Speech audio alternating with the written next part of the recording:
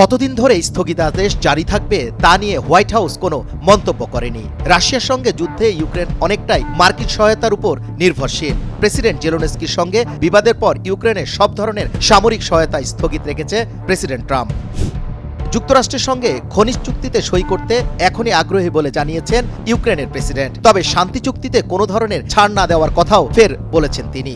Zelensky মনে করেন আলোচনা অব্যাহত এবং রুদ্ধতার বৈঠক হওয়া উচিত। যুক্তরাষ্ট্রের বিমানবাহী রণতরী ইউএসএস ভিনসন দক্ষিণ কোরিয়ার বন্দরে ভেড়ার পর উত্তর কোরিয়ার নেতা কিম জন উনের বোন কিম ইয়ন জন বলেছেন, নিরাপত্তার জন্য তার দেশ সব ধরনের বিকল্প খতিয়ে দেখবে। মার্কিন পণ্যের উপর 25% শুল্ক আরোপের ঘোষণা দিয়ে কানাডার প্রধানমন্ত্রী জাস্টিন ট্রুডো বলেছেন, ডোনাল্ড ট্রাম্প যদি কানাডিয়ান পণ্যের উপর প্রস্তাবিত শুল্ক আরোপ করেন তাহলে মঙ্গলবার থেকে কানাডিয়ান মার্কিন পণ্যের উপর 155 মিলিয়ন কানাডিয়ান ডলার মূল্যে শুল্ক আরোপ করবে।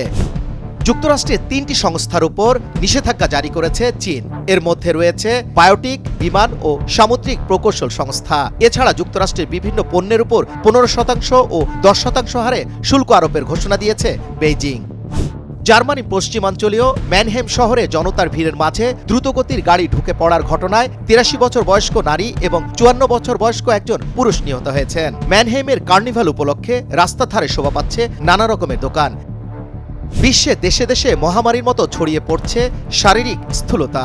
আগামী 2050 সালে স্থূলতায় ভুগবে 380 কোটি প্রাপ্তবয়স্ক এবং 78 কোটি 60 লাখ শিশু। শতকরার হিসাবে এই হার হবে বিশ্বের মোট জনসংখ্যার 60%। আমিরাতের আবুধাবিতে বিগ টিকেট লটারি ড্রতে 2 কোটি দেড়হাম জিতেছে প্রবাসী এক বাংলাদেশি। ওই বাংলাদেশির নাম জাহাঙ্গীর আলম।